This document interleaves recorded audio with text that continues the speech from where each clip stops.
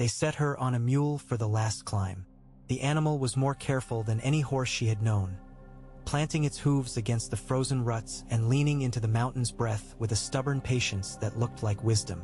The driver's hands were raw with cold on the lead rope. Snow sifted out of the sky in a hesitant pattern, and every sound, iron ring against stone, leather creak, the soft wheeze of the mule, seemed to be swallowed by the white vastness rising on all sides. Daenerys wore a cloak trimmed in hair fur over 2 woolen gowns and a quilted undercoat. The Vale men had offered her the cloak at the gates of the moon before they started the ascent. It smelled faintly of smoke and juniper, as if hanging for years in a hall where fires were tended and green twigs fed to it for sweetness. She kept the hood up, not for modesty but to hold the warmth against her ears. The breeze was a clean knife. Her cheeks ached where it touched them. The cold reminded her of mornings in the Bravosi house where Illyrio had sheltered them for a time.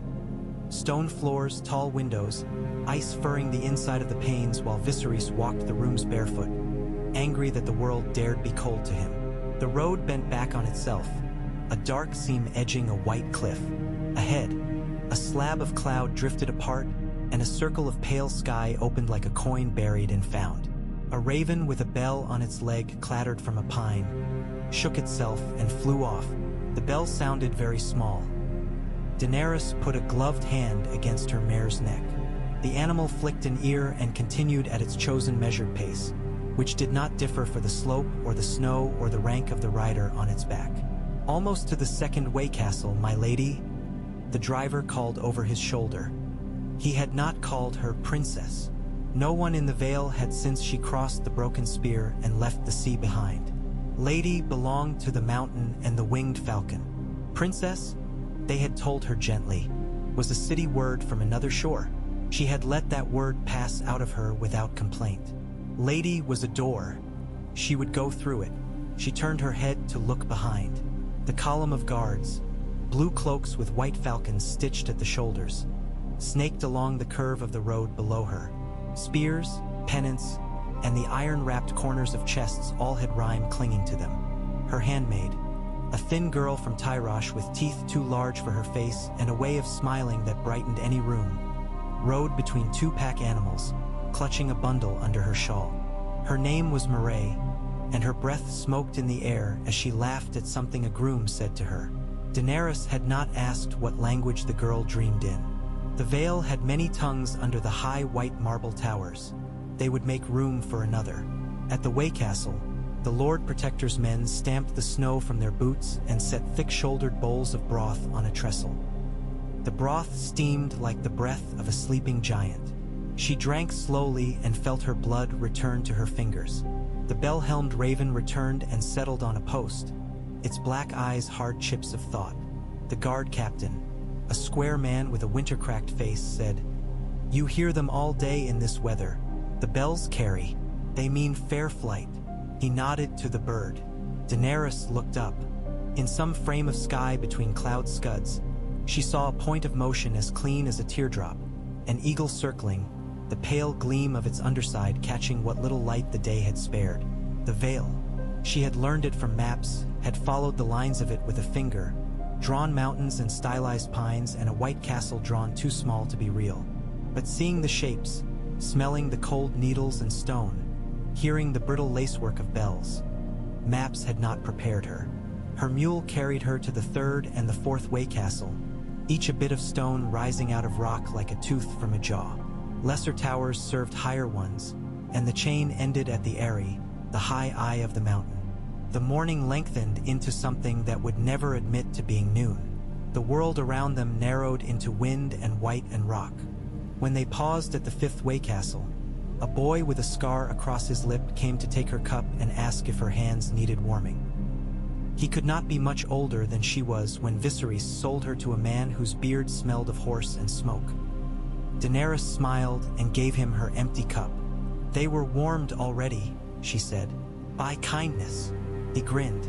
The scar made the grin lopsided and very honest. "The next stretch is steep," he warned, then tugged his cap and ran off, his boots sliding. By the time they reached the uppermost of the lesser castles, the wind had talked itself into a temper. It worried the corners of cloaks and lifted the edges of anything not nailed down. The captain set his jaw and said, "The last piece is on foot." The mules and horses could go no higher. The sky bridge waited above them in a line that could be, from this angle, a beam of cloud. Daenerys nodded and stepped down. Her legs had the stiffness of a woman twice her age. She stamped her boots to wake her feet, then pulled the hood of the hair-fur cloak lower over her brow. The path was narrow and took a long breath from anyone who tried it. Daenerys kept her eyes on the boots of the guard ahead of her. He moved slow, place, test, step. Now and then a gust shouldered them all, and the entire line paused like grass. Once, a stone slid from beneath a servant's heel, pinballed down into whiteness, and never reached a sound of landing.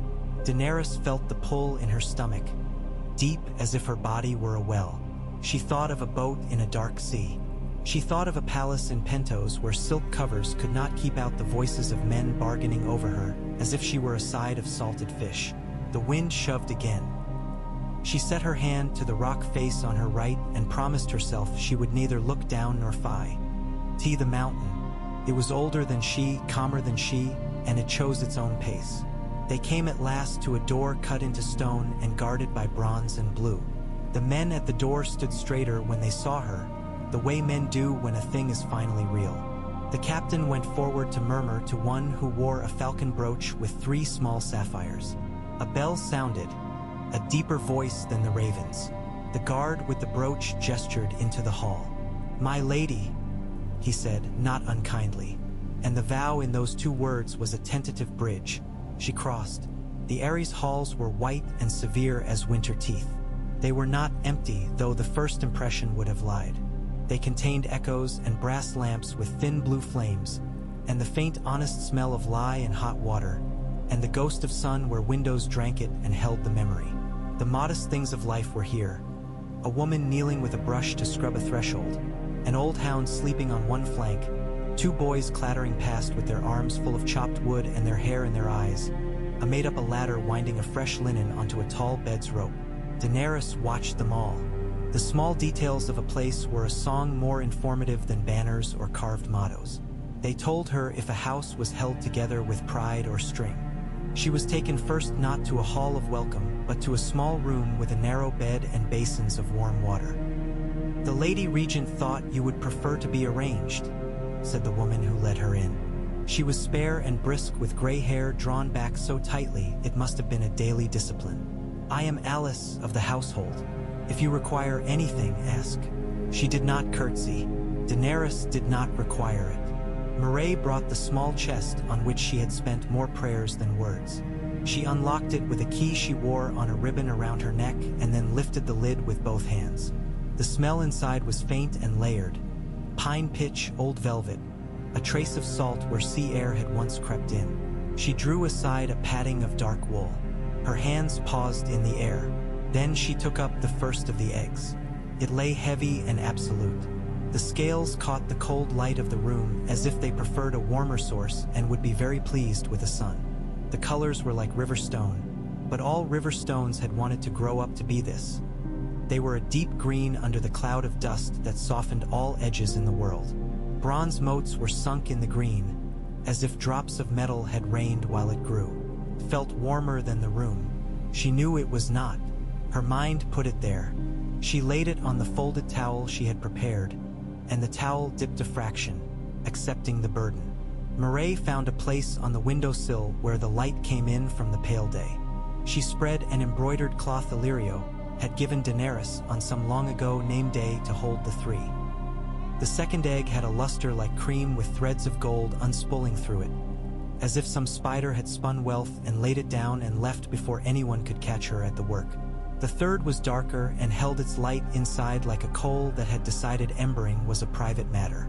The first time Daenerys had seen them, she was still small enough to want to put her face closer to be sure they were real, and Viserys, who wanted to be taller and louder than he was, had declared, "They are stone.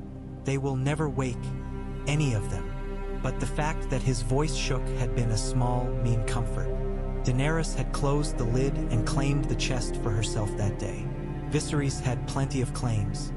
She kept this one. when her hair was combed out of travel snarls and bound with small silver rings shaped like falcon feathers. Daenerys stood for a time by the window. She saw clouds standing in a valley like a lake. In some places, the mountains rose out of it as islands. The world looked as if it had drowned and left only its highest parts to prove it had ever been larger. Halls of ice lived in the cloud's heart, and pine forests used a language of stillness and black. "So high," Marae whispered. The Tyroshi girl had the bundle still under her shawl. Daenerys raised a brow and Marae untucked a corner. A kitten blinked sleepily out, its eyes forming a pale green almond that the light would fill later. "The stable cat had kittens before we sailed," Marae said, half apologetic, half a child who sneaks honey and then dares you to deny her its existence. "There were 5. I kept this one in my wrap. The sailors said it's lucky to have a cat on board. I thought perhaps the same on land. He doesn't eat much. I fed him scraps. He doesn't cry." Daenerys reached to touch the kitten's forehead with the back of a finger. It was a thin, precise creature. His breath smelled like milk and fish. "Keep him," she said. "If he proves a problem, we will find him another home in the kitchens. But keep him for now." Marae's shoulders loosened all at once, and she nodded. Daenerys returned to the window and thought of all the creatures that had been made small by travel. She understood them. They took her to the Great Hall. It was less grand than some had said it would be. Grand always lived in the mouth. In actuality, the hall's power came from proportion. High columns cut like frozen water, a blue-veined slate floor polished not to shine, but to a dignified patience. Tapestries of winter fields in spring hung side by side as if to instruct the eye in sorrow and its sister relief. A banner with the falcon and moon hung halfway between 2 braziers, which were not allowed to smoke. A maester with a chain of mixed metals stood with a roll of parchment held to his chest like an old friend. Daenerys recognized him from descriptions as Maester Coleman. He had a gentle face, and nothing about him suggested that he would be fashionable at court.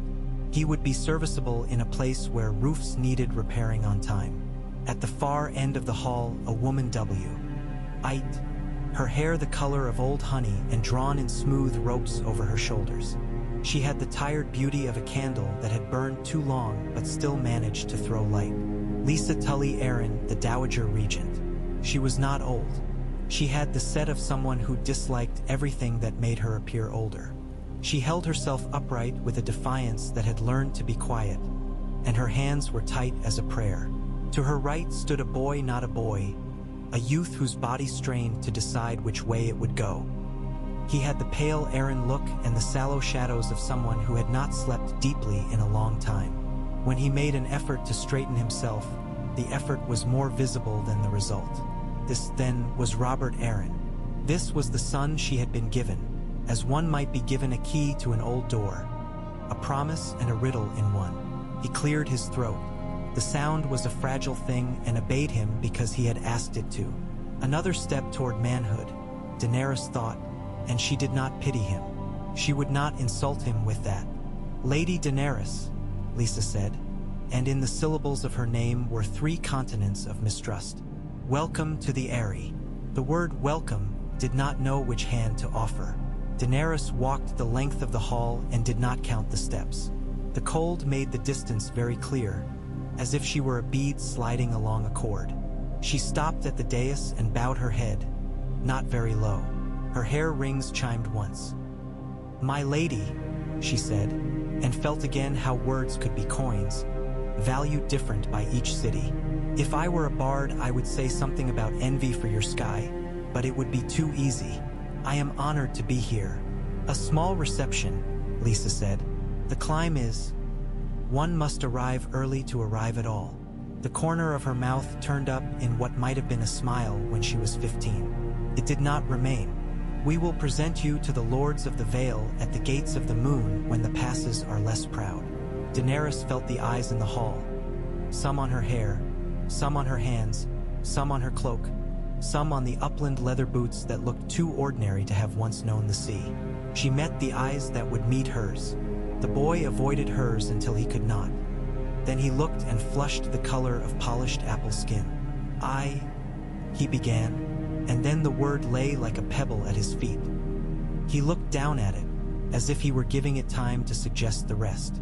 Lysa shifted, and Daenerys, who had learned the ways of men who used their hands often, recognized the shift as one that held back a hand on a shoulder. "It is good to meet you, my lord," Daenerys said to Robert Arryn. "I have only seen your mountains at a distance until now. They are larger up close." She did not say, "like you." He took a breath. "Lady Daenerys," he said, "we will set a day soon.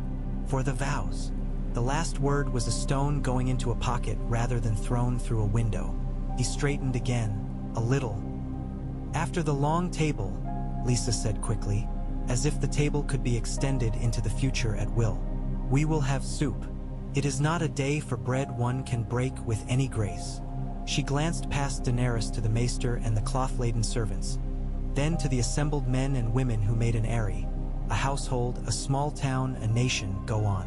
"This is not a day for public speeches." She looked back. "Later," she said, and her eyes were oddly gentle for one heartbeat. It vanished so quickly that Daenerys could not be sure of the exact quality. They sat at the long table. It deserved its name not for length but for the manner in which it took the room into its confidence. It was the sort of table at which plans could be made without feeling like omens. Men and women spoke in the rhythms of those who were not strangers. The knives and bread trenchers and cups had their own lived-in beauty.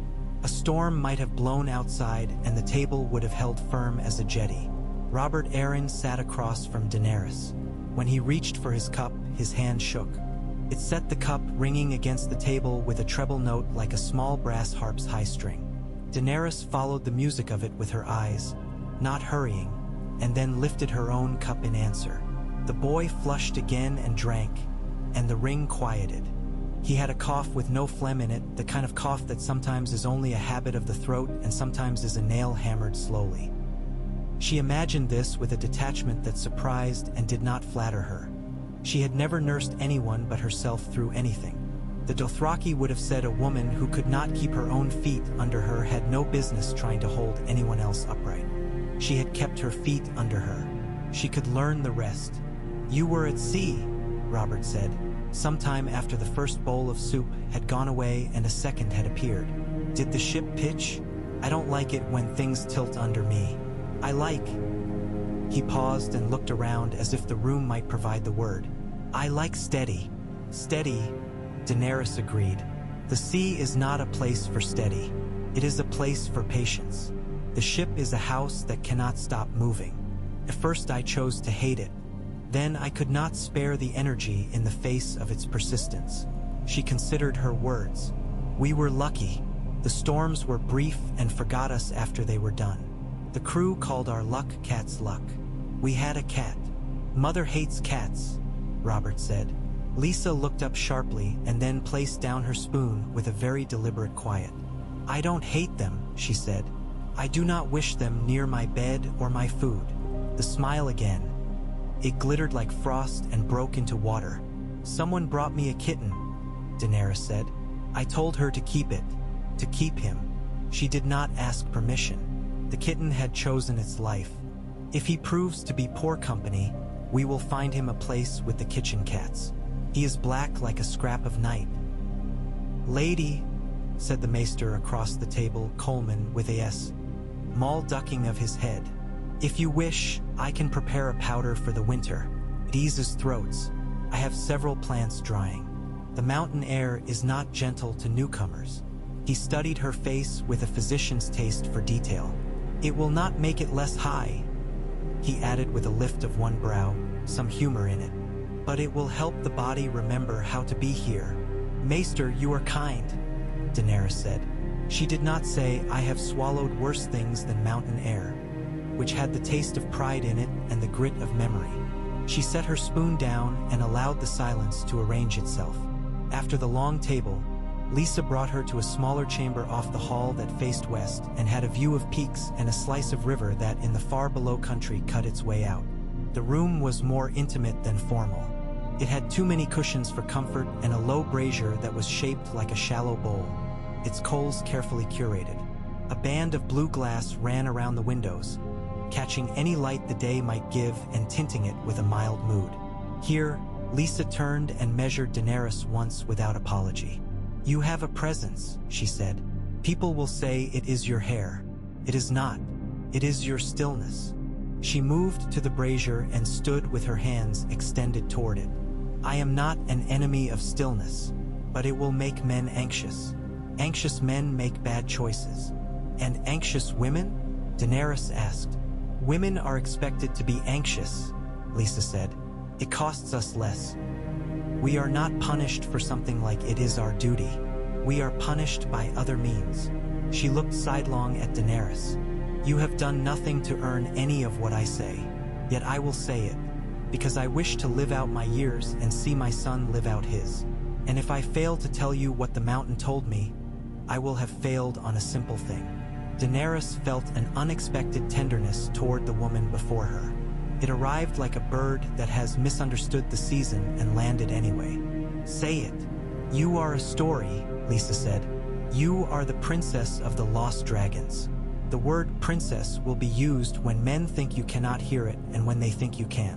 You will be used to make some of the Vale's lords feel like they are characters in a song they can pass to their grandchildren at winter fires.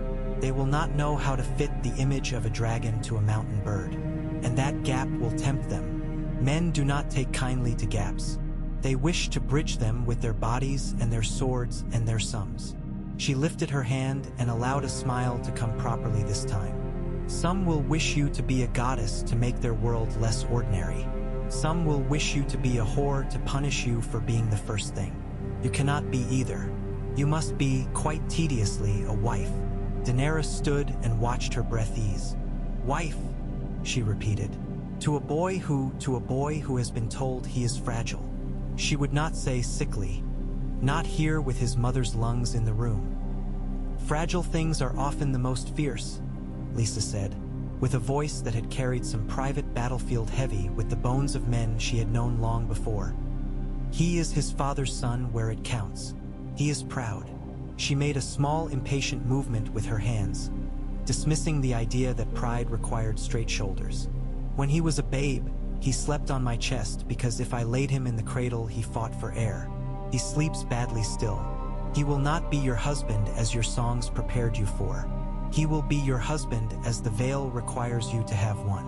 It will require you to be patient without letting patience make a fool of you. You will need to be seen to be mothering him without making him small." Lisa's lips pressed thin. "You will need to be ready for all the eyes waiting to see you fail." Daenerys felt her neck loosen, as if a strap had been undone. "I have worn many eyes," she said. "These will be another kind. I will wear them." Lisa looked at her as if she might attempt to like her while not daring it. "If you hurt him," she said calmly, "I will do something ugly that cannot be undone and cannot be spoken of after." She said it without heat, without edges, like the weather. "I will not hurt him," Daenerys said, and felt the weight of the vow settle into her bones where some people let gold settle. "I will not use him as a ladder. I do not wish to stand above a man whose bones I broke to climb." Lisa studied her. "You speak like a woman who has known ladders." She startled a small laugh out of herself. "I am not clever enough to play you. I had best be honest. I do not want you here, but I need you. The lords of the Vale must be kept from seeing my son as a breath away from a title and a grave. They look at him and think of their own boys. They think of their own houses. They think of their own names. I will not let their thoughts rewrite my son. So I chose, after much misery, to accept a story that would make him seem larger. You are that story. Forgive me." "Forgiveness is expensive," Daenerys said. "Let us say instead that I understand the bargain and can honor it." "Good." Lisa looked out the blue glass to the day that could not manage to be bright. "You will see many men with bronze on their shoulders and their mouths full of old words. They will call themselves Royces and Corbrays and Waynwoods. They are true enough. They cannot be bought, but they can be reassured. And there are clever men from Gulltown who will talk of ships and coin and the smell of tar in their nostrils more than they will speak of a falcon. They cannot be reassured, but they can be bought. You must decide which you will spend. I am tired of deciding alone."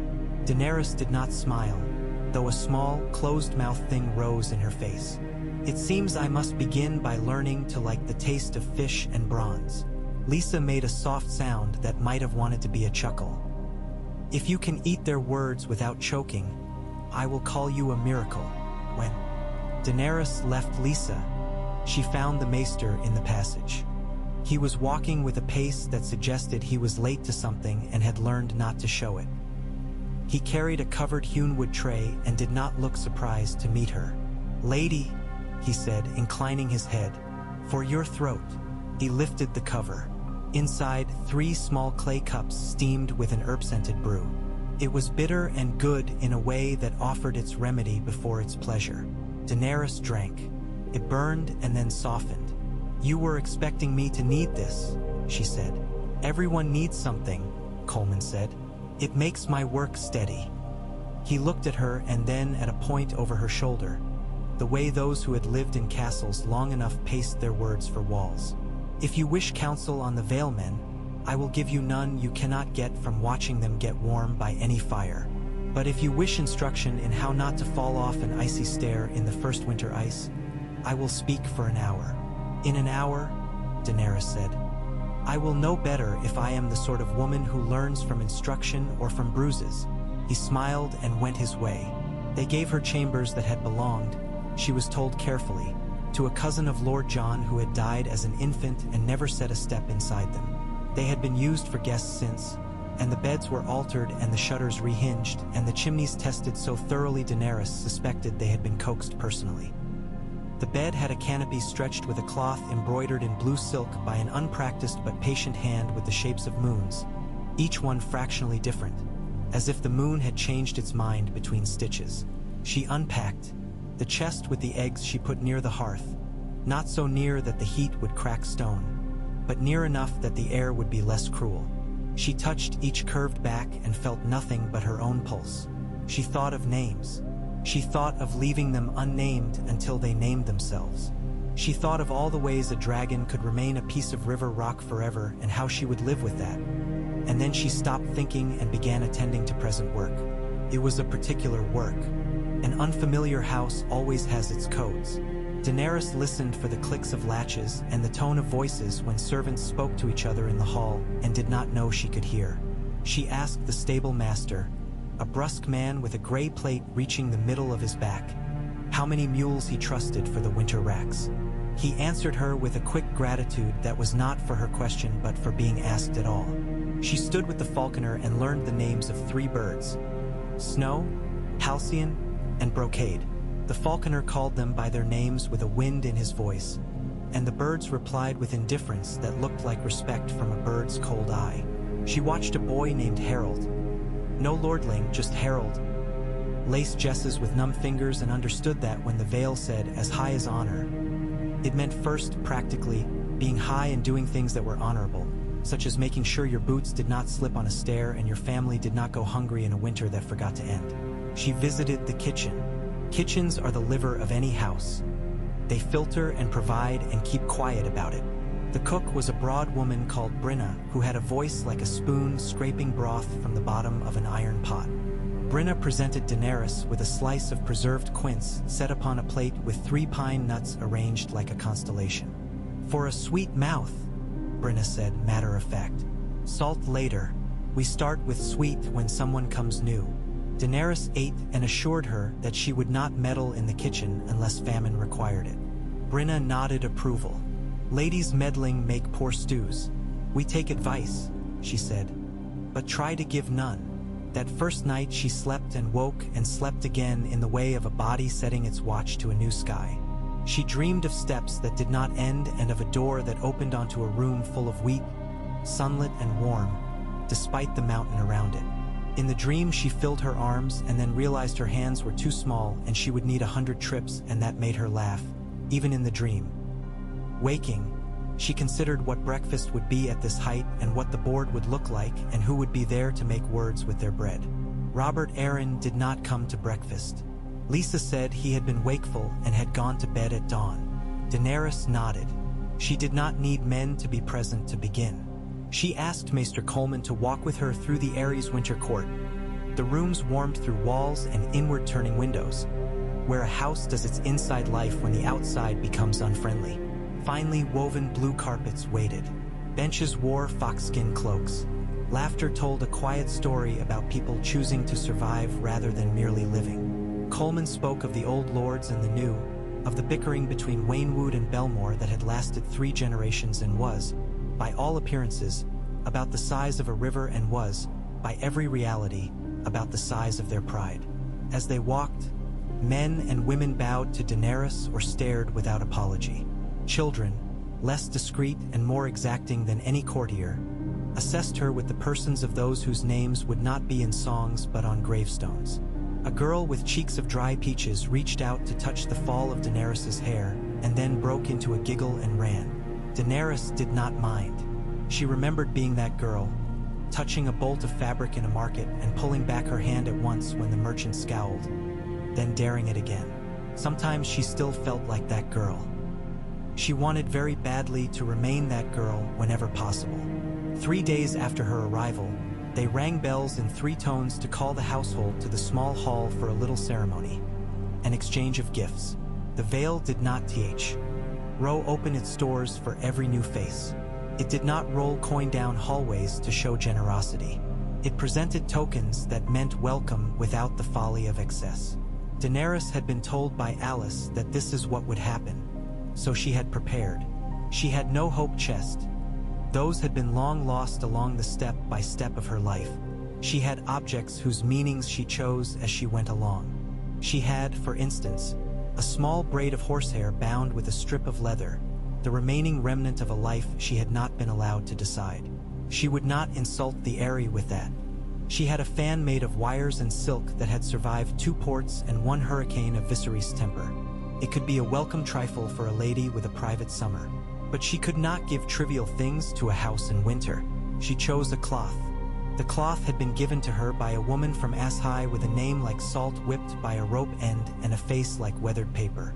The woman had said it would keep dreams from leaking. Daenerys did not believe or disbelieve. She used things as their nature demanded. The cloth was gray-black with a thread of silver shot through it in a spiral.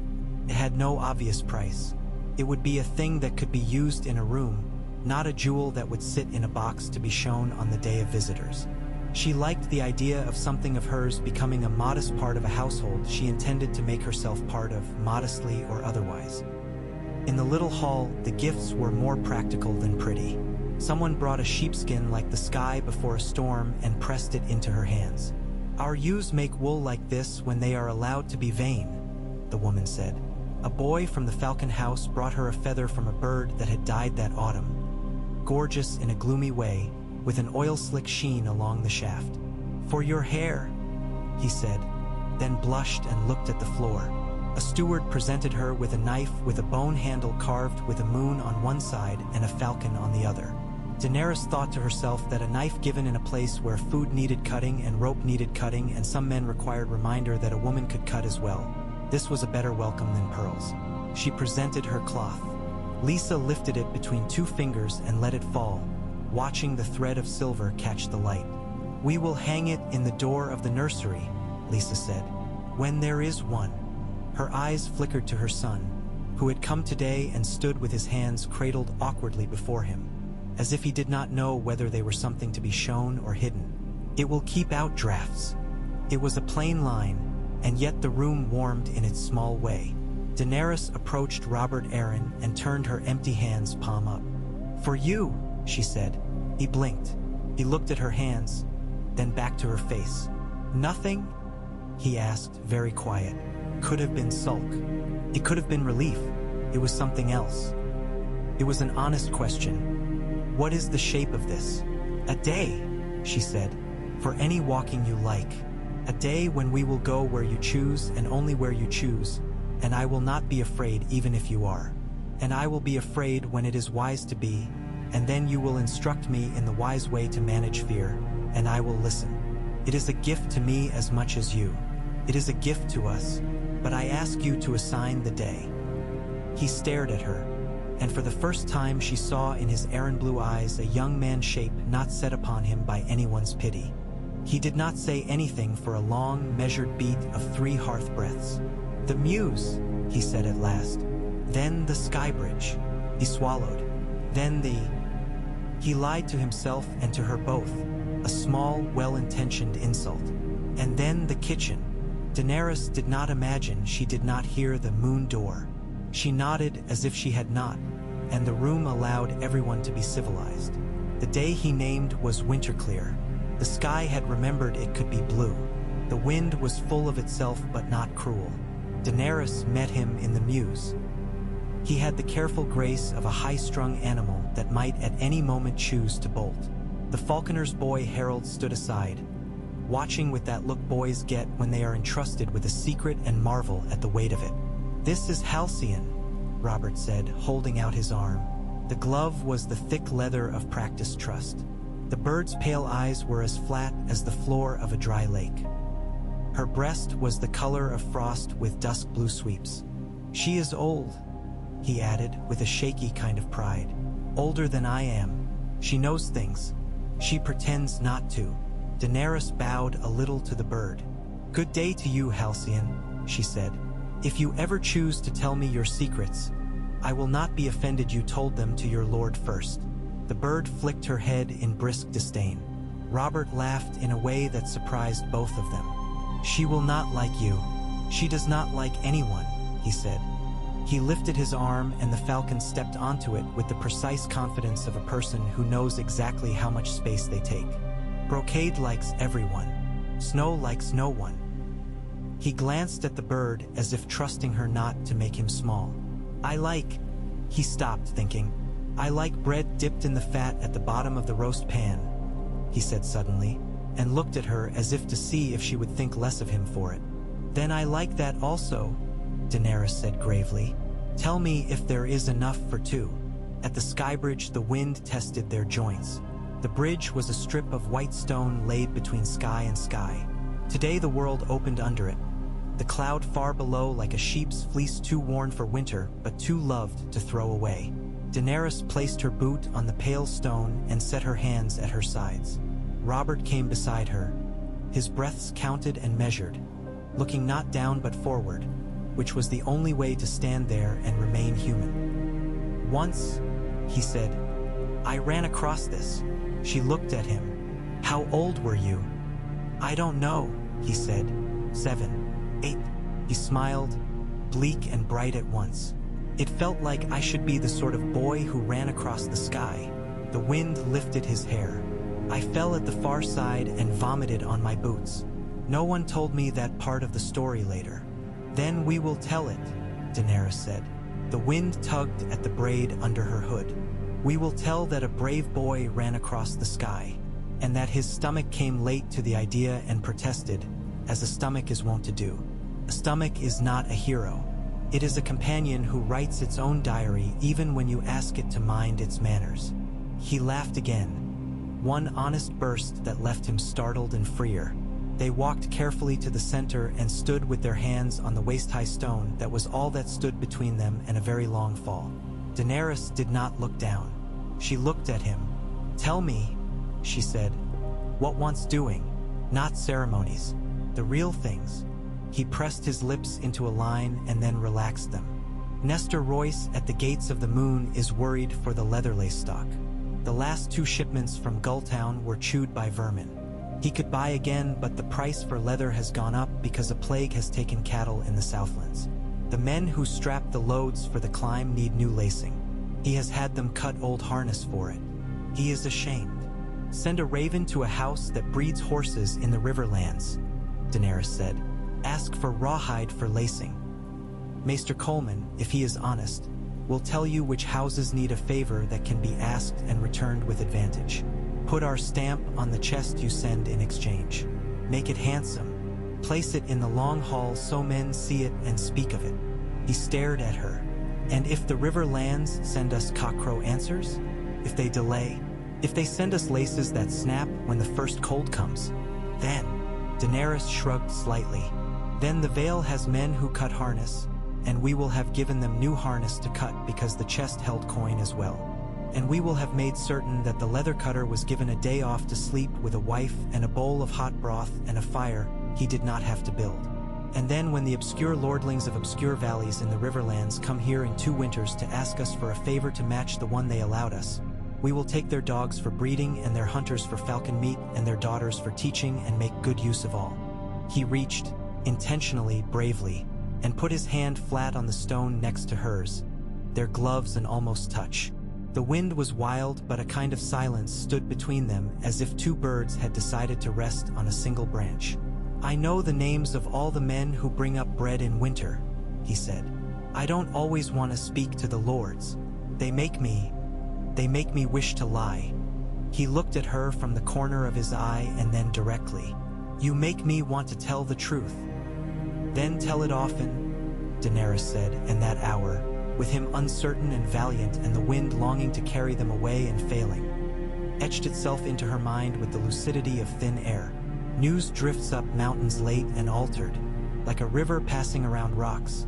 The shape of it is changed by the time it arrives. Daenerys learned to go to the rookery when she wanted to see the world outside without hearing it interpreted by mouths that would choose either diplomacy or spite before accuracy. She liked the smell there, the ammonia of droppings, the trace metallic taste of blood and iron from the tools used to trim flight feathers and files used to keep the jesses free. The ravens saw her as they saw everything. A potential perch, a potential source of noise, a thing to observe and disregard. She took comfort in their indifferent appraisal. On the 5th morning after vows that had been a ceremony of carefully chosen words and no bed, a raven came with a ribbon of gold thread about the message tube. Nestor Royce's seal, the gates of the moon. It spoke of an early thaw that had turned suddenly to a freeze and broken the axle of a wagon. It spoke of a pack of wolves seen low down in the night near a shepherd's hut. It asked for barrel hoops and for an honest smith with hands small enough to set nails in ice-puffed wood. It ended with a line that made Daenerys smile without meaning to. "We will have too little soap if we grant the kitchens the extra washing they ask for the plates when the knights play their game of who can eat more pastry." She wrote back with questions about the wolves and whether the shepherd's dog had returned, and with a promise to visit the gates when the sky allowed it. She signed Daenerys of House Arryn, Lady of the Vale, and rested her pen on the inkstone and looked at the letters inked onto thick paper. Felt like writing with someone else's name. Felt like writing with her own. Both were true. Letters came also from Gulltown, full of polite dripping that made the paper damp. The Gulltown merchants had always bowed well and kept their knives sharp. They were skilled at counting other people's money for them. The Lord of Gulltown, Grafton by name and Eel by nature, invited her in words that were not invitations so much as announcements of future scenes in which he would be central. Daenerys wrote back in the way Illyrio had once taught her to survive among magisters. She answered nothing he did not ask, and she asked for what she wanted as if the wanting itself were a trust extended. She wanted a salt fish quality that the Vale had not bought in recent years. She wanted hemp rope made from strands soaked long and cured slow. She wanted the good olive oil, not the cheap. She wanted, quietly and as if it were a small thing, 2 casks of wine pressed from a grape an associate trader had boasted of in a Gulltown tavern, which Grafton would remember because everything said in a room he stood in was a thread he carried with him. She asked also, nostrils flared politely over, the ink for the names of 3 fishermen who knew the coast in fog. She wanted to send them coin for their insight regarding smuggling lanes that pirates favored in spring. Pirates love fog. Fog loves islands. The islanders love coin. This is only to say, everything can be asked for if one knows the price the asking places on the asker. "Your letters," Lisa said dryly one afternoon in the nearly spring where promises and deceptions shared a pillow, "are knives wrapped in velvet." She held one, the edge of the parchment broken, and looked over the top at Daenerys. "Be careful you do not cut yourself." "I have cut myself before," Daenerys said. "I have learned to bleed without making a spectacle of it." "Good." Lisa folded the letter and set it next to a small silver dish of candied violets that had somehow survived the winter. "The men of Gulltown will wish to know if the dragons in your chest breathe." She tilted her head. "Do they?" "They are stone," Daenerys said simply. She did not perform mystery for Lisa. Lisa was too tired and too canny to be amused by conjurers' tricks. But once a rock might have been an egg, and once a person might be a queen, or a wife. She laid her hands flat on the table, fingers extended the way a dove shows its wing. I will not promise anyone that a stone will crack. I can promise that if it does, I will not make a mess. She allowed her mouth to flicker. Not at first. Snow relented by inches. On the roofs, it slumped into gray and white sculptures that looked like old men who had forgotten what they were thinking.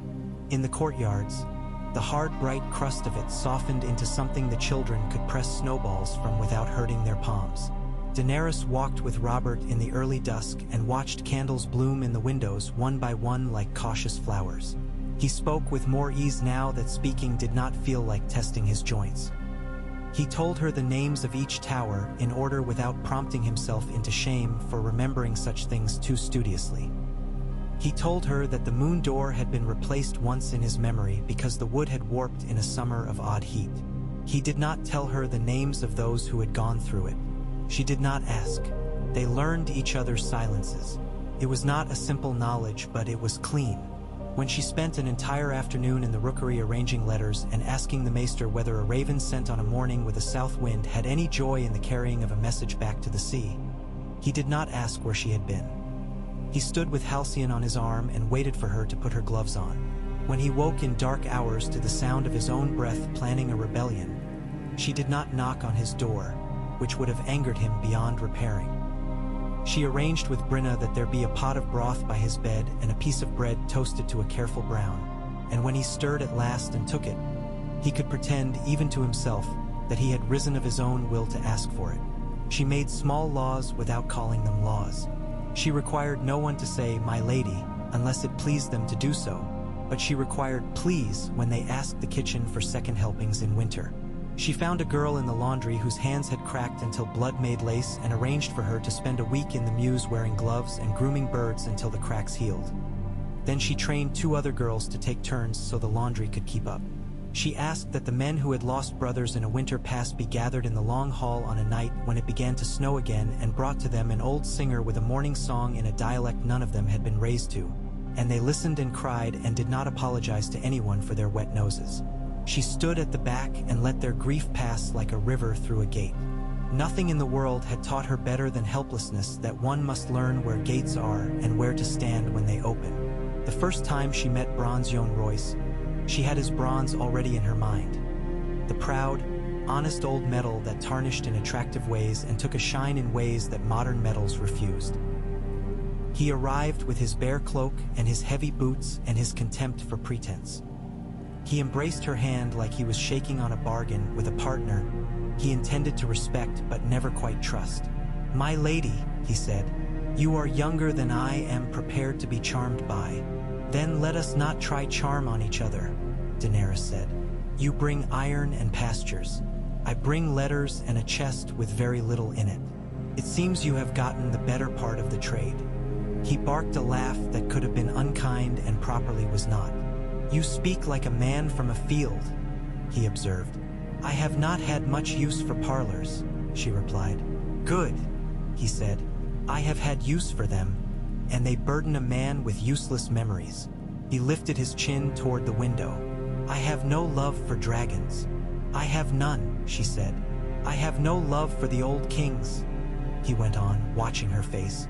"I have learned," she said, "that old kings do not matter unless they teach the young ones not to drown in their names." She crossed her hands on the table. "We are not enemies." "No," he said, "but we are not yet friends." He grunted.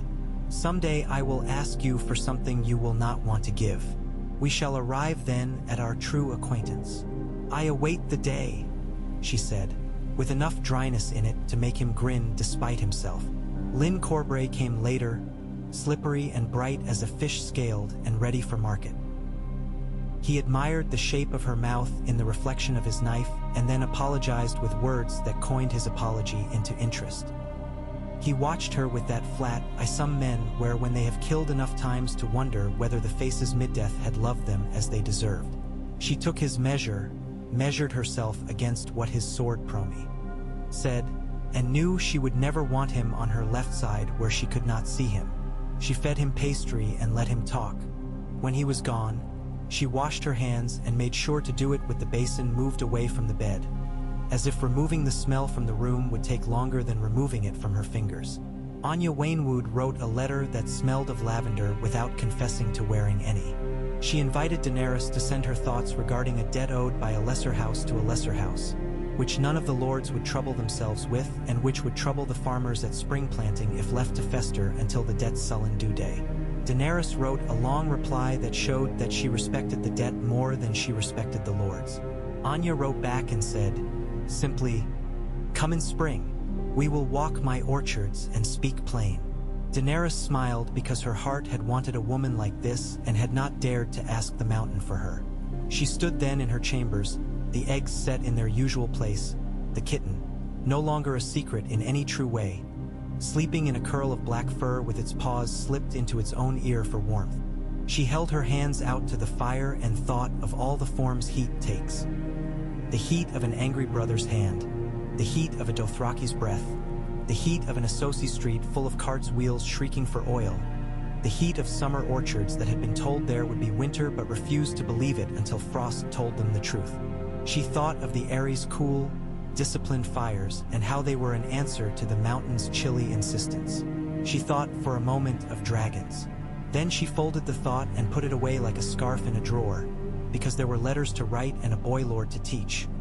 Not the pomp and circumstance of teaching, but the daily trick of it, the art of asking men questions they do not know how to lie to.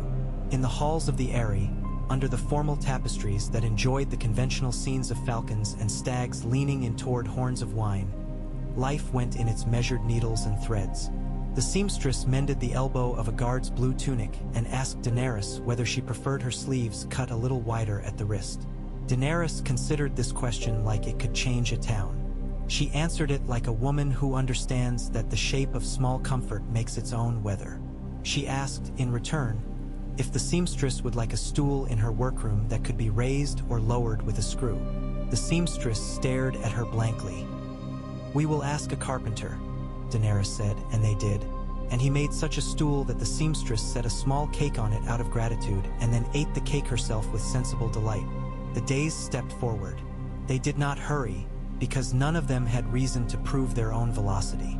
Daenerys walked the Eyrie until she knew the count of steps between the long hall and the armory, until she knew which stair would be glossier in thaw and must be taken slowly, until she knew which window admitted a line of sunlight at the very hour she sat to work at letters and made a golden gesture across her paper like a blessing that could be depended on.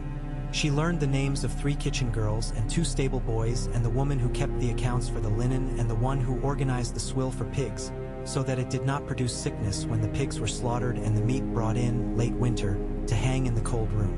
She learned. She made a habit of learning, kept the room of her head neat. Some nights Robert came to her with a question he had been told not to ask. Could one be brave by not fighting? Could one be brave by speaking when a man told you to leave the room? Could one be brave by holding a man's gaze? Could one be brave by putting a hand lightly on his mother's sleeve when she was trying to turn her fear into a rope to tie him with? Each question mattered. She answered him without pretending to be older than she was. She brought to him the few certainties she now possessed, that you can stop a conversation simply by naming what you do not want to talk about, that men who volunteered to help before you asked for it were either good men or men who eventually wanted payment of a kind that would cost you your sleep, that every lord had a kitchen somewhere and the kitchen told you the truth of the house in a breath. He looked at her as if truth had a shape he liked and would like to draw more often. The day came when the sky cleared so cleanly you could see a blue almost painful and the air tasted like steel. Nestor Royce sent a message up the mountain. The road would tolerate a party from the Eyrie for a visit to the gates. The mountain had been quiet. It did not promise to stay quiet. Only an idiot would require such a promise. But it was quiet now, and the world at the base. Shepherds' huts, merchants with mellowed faces, a man who played a pipe of carved bone at dusk, needed to be reminded that their lady was not only made of white marble and cold air. They dressed for the descent. The mules were fresh and shook their heads like honest men who suspected they would have more to do than the smiles promised. Daenerys wore boots lined with lambskin and a cloak of blue trimmed with white. the falcon embroidery very modest at the shoulder. She set a knife at her hip, for reasons never to do with politics. She found Robert already mounted, his face bright and brittle with something like joy wearing a helmet of dread. He would not let the mountain make him small in front of his people. He would not be a rumor in their cups at the inn. Before they set out, Lisa caught Daenerys' sleeve and pulled her, not roughly, but very firmly, into a small antechamber. The door closed behind them with an efficient click that made Daenerys think. Brenna must have oiled that hinge this morning. Lisa had nothing oil-like in her FAC. When men call you Lady of the Vale at the gates, she said, they will mean it, and they will also mean something else. They will mean that the mountain has a voice again, and that voice sounds like a girl. Some will be glad because they have mothers. Some will be angry because they have mothers. She adjusted a pin in Daenerys' cloak. Not because it needed adjusting, but because Lisa's hands needed something to do that did not undo old parts of herself. Look at them as if you can see their houses through them. It will frighten them. The ones who do not frighten are the ones you must keep close and never let your husband's pride grind away. I hear you, Daenerys said. You do, Lisa agreed. I like you even less for it. Then, unexpectedly, she kissed Daenerys' forehead the way someone kisses a feverish child, and turned away, shoulders ironed flat against their own trembling. The descent was a slow prayer. The Waycastles watched them pass like old men on porches. At the third, a woman in a red scarf pressed into Daenerys' hands a small pack of dried apple slices, as if she were passing on a torch. Daenerys put one in her mouth at once, because gifts that could be eaten should be eaten. That was a law of the road. Robert turned his face into the wind and showed his teeth to the cold. He did not complain when the mule moved uneasily around a place where stones had shifted. He did not ask for a hand. When his breath turned shallow and his knuckles whitened on the pommel of the saddle, he lifted his chin and hummed some tuneless shape to prove to himself he could make sound. Daenerys felt respect for him like a hearth being fed. You can warm a room with it. At the gates of the moon, Nestor Royce had gathered a small reception. Stewards and grooms and 2 minor lords who had not dared call themselves major in front of bronze. The hospitality was bread with sprigs of rosemary baked in, and yellow cheese, and a stew that had clearly been simmering all morning and had never become bored. They did not make speeches. Nestor stepped toward them, bowed to Daenerys, and put his head just slightly toward Robert, and then said, "Lady, my lord, we have a problem with wolves, and with men who pretend to be wolves when they drink." This, Daenerys thought, was the Vale. Straight words and winter problems. They sat at the long, low table and listened to the shepherd whose dog had not returned. They listened to the merchant whose boy had been taught to read the ledgers but preferred the hills and sheep and was therefore called a liar by his father. They listened to a girl who had seen a moon bear from behind and thought it was the back of a fat man in a fur cloak until it turned and looked at her with a face like a sermon.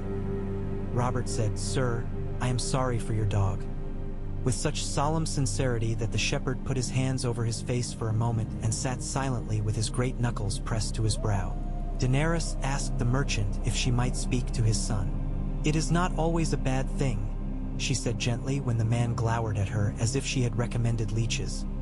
"To love a different work than your father, it is not always a betrayal." The man grunted. The boy stared at her as if she might be a stone that would one day crack. The wolves turned out to be hungry, which was unsurprising. The men who pretended to be wolves were hungrier.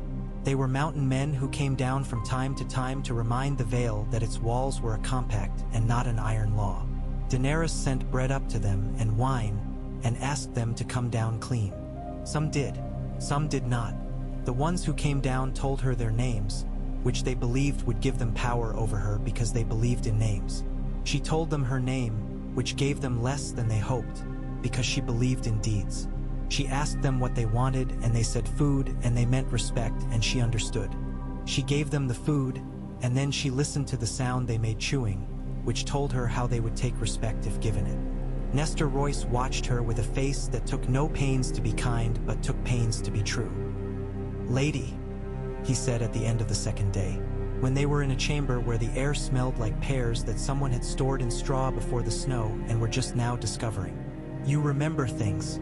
You will do well here if you keep remembering the right things. What is a wrong thing to remember? She asked. That a mountain is a thing to be conquered. He lifted a shoulder. Or that a woman is only the name men call her and not the work she sets her hands to. They returned to the eyrie in a friendly gloom of clouds. The climb felt shorter because the descent had been so full.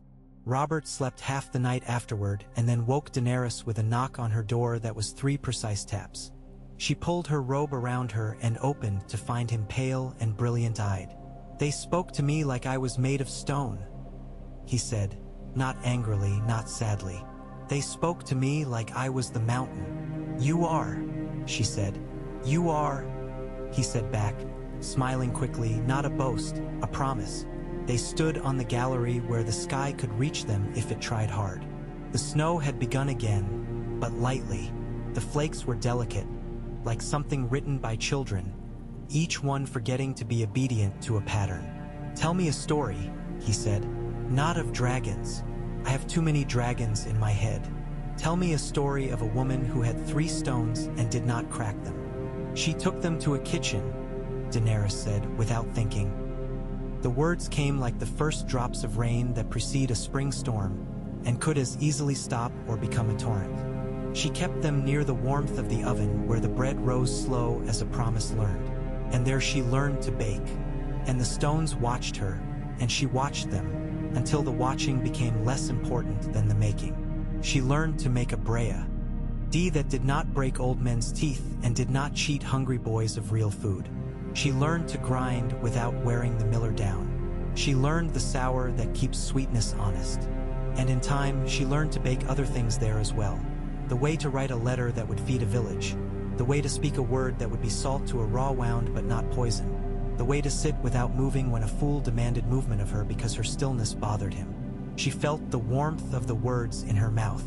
In that kitchen, she learned to count heat and wait for it to be readiness, and not to call it readiness when it was merely impatience. And the stones, Robert said, smiling at the idea that stones might feel jealousy. They remained stones, she said, but she learned she did not need them to crack for her to become what she was becoming. And because she no longer needed them, the room became quiet and the bread rose more beautifully. And the men who came in to ask for a slice discovered that what they wanted, they already had, if they were willing to stand at the table and do a turn with the knife and the cloth. He nodded.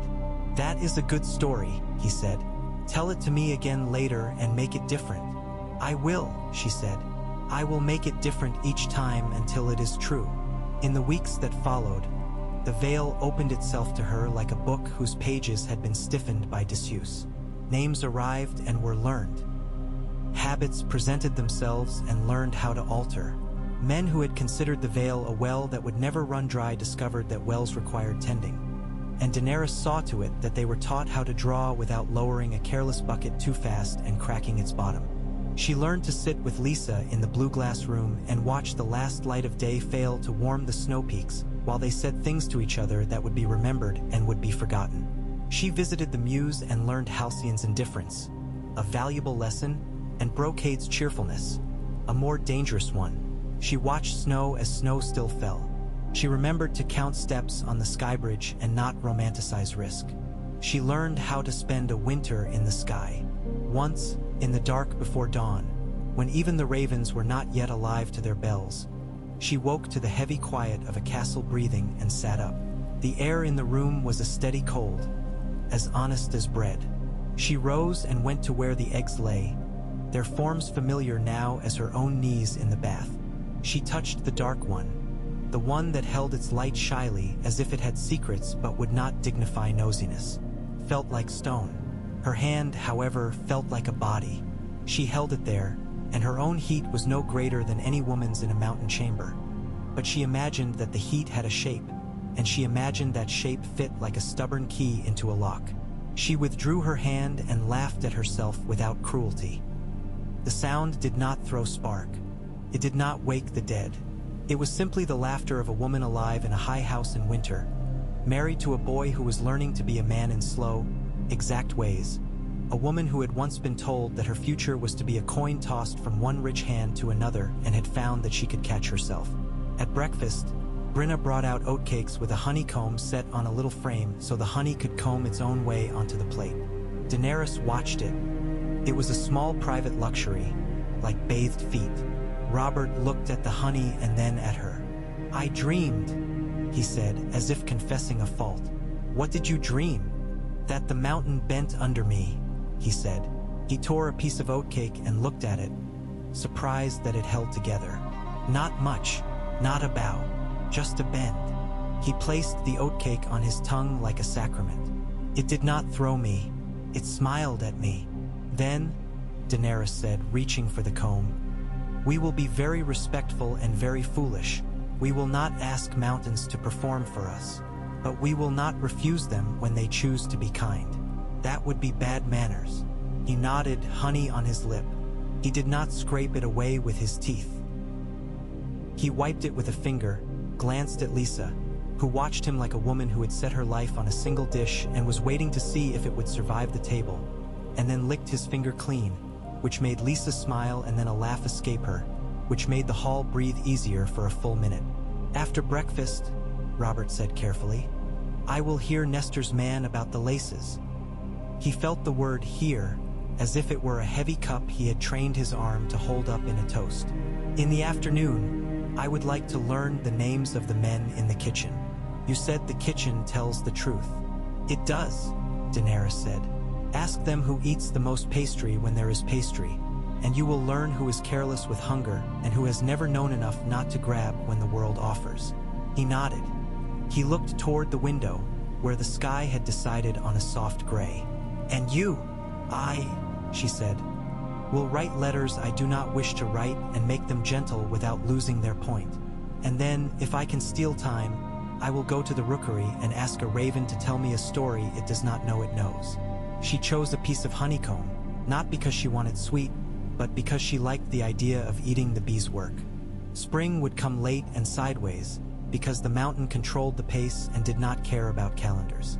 But it would come. The snow would fall away from the pines in loose edgings of white. The river would wake and move at the base and then decide to be a river all the way up here in the air. The villages would unfurl their market days like clean linens hung from line to line, and the people would stand in the sun and let it remind their joints. Daenerys did not know what the world would ask of them then. She knew only that what the mountain did, the Vale would echo, and what the Vale did, she would hear and add her voice to it. She knew only that the boy beside her would turn his face toward the wind and laugh sometimes despite it, and that she would find ways to knot the households to himself until the name Arryn meant not simply falcon, but also bread, not simply high, but also steady, not only honor, but the clever management of all three. She took a last bite of oatcake and stood. Children ran past the door. There were always children running. Why else would time keep passing? And she reached out and caught a sleeve.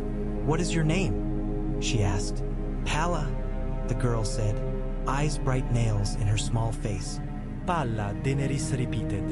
"I am going to ask you to do a very important thing." The girl stood straighter and turned her head like the worlds might spill out of Daenerys and onto the floor. "Go to the kitchen and tell Brenna we will need 2 extra trencher loaves tomorrow.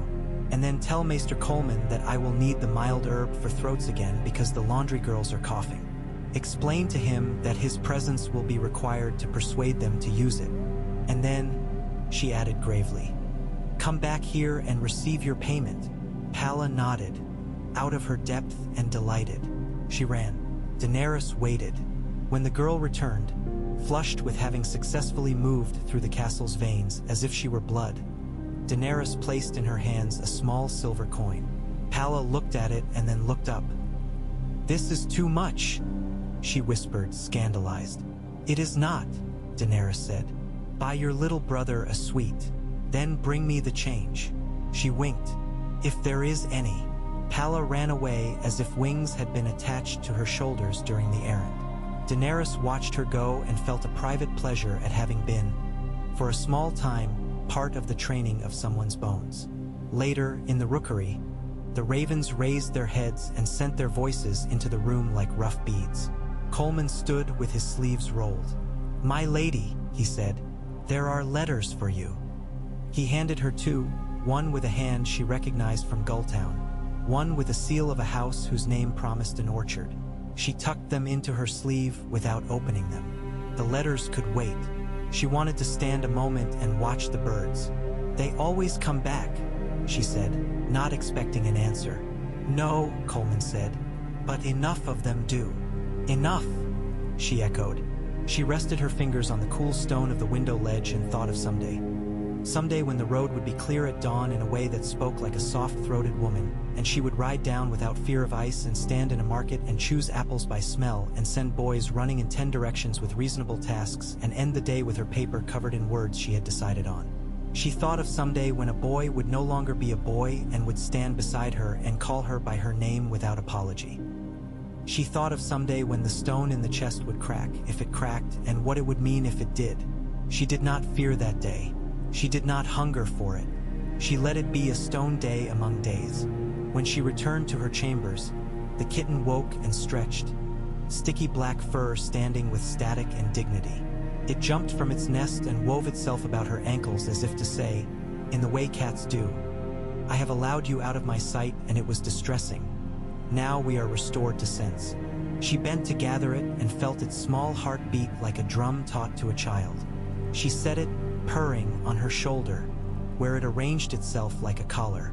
The eggs watched her without eyes. The fire made intimate noises. Outside, the mountain breathed out and then in, and if Daenerys had been a woman for fanciful comforts, she might have set it side. She was not, but she allowed herself to hear it anyway, and to tilt her head against the kitten's fur and close her eyes and think, briefly and without duty, of nothing at all.